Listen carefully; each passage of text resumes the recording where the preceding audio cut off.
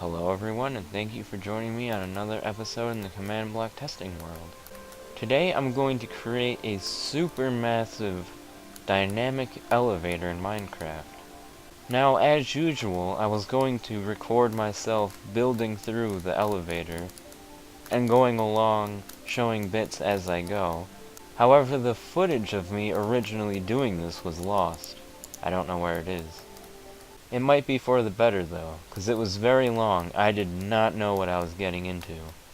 I'm going to be making a dynamic elevator as I said. The elevator moves at 2.5 blocks a second, which is a 0.125 block change per tick. There's 25 blocks between floors. The reason why I did that is because it's exactly 200 ticks to reach the next floor. I made a selection system to change the floor. You just press a button and the sign will show up telling you what floor you're going to go to.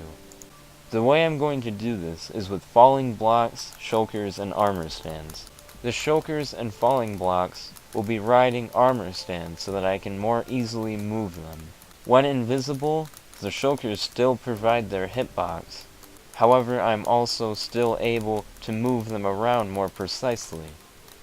Normally, shulkers can only move by block, but I'm allowed to get them to move in between blocks. This is combined with them being invisible because the falling blocks make it appear as if it's a block. So it provides the hitbox of the shulker, but gives the appearance of a block. I use it as if it was a block that can move between blocks. If this isn't clear, it will be explained later when the elevator is actually shown.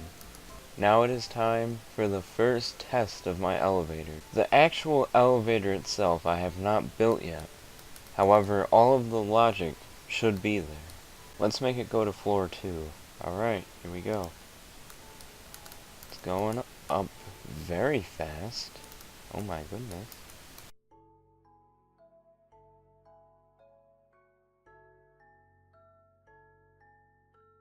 Well, that's not what you want to see. Alright, so we're far in the future again. If I press this button, we can see that the elevator closes, the elevator door closes, and the elevator will go to floor 2. And it will open up. If I head down here, there's also a call button, which will make the elevator come down to this floor. So, we're into the far future again. It's finally complete. For all creations in this world, I will have an on-off switch. This is because leaving these command blocks running when they're not used will create a lot of unnecessary lag. Especially in something this big where there's lots of them. This is the main on-off switch that turns most of it off or on. And this is the other control panel. It controls how the elevator operates. I've added 2 modes, smooth and by block. With smooth, I use the shulker boxes and falling sand as mentioned. By block, I can flip this, and it will use blocks instead. With that out of the way, let's see it work. So I'm going to take it right up to floor 5. Little bit of a technical difficulty, but everything's been fixed now. So I should be able to send this right up to floor 5, and let's do it.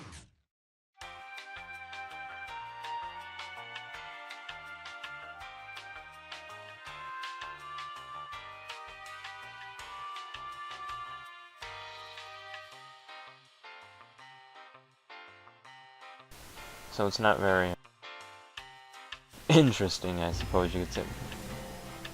Oh, I was gonna say, what? Not horribly interesting, but hey, it gets the job done. Maybe I'll add some elevator music. We're almost there. And there we go, top floor. Send it back down, all the way back down to floor 1.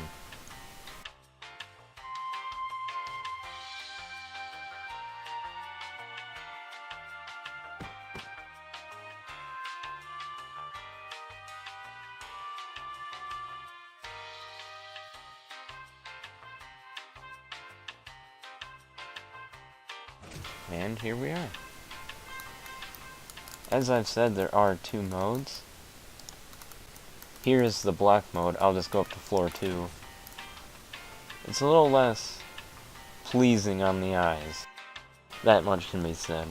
It does work, it's just slightly less enjoyable.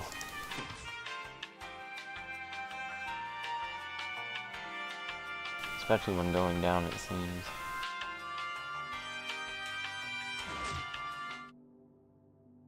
There is one other option for the smooth mode, and that's to have everything be elevator blocks.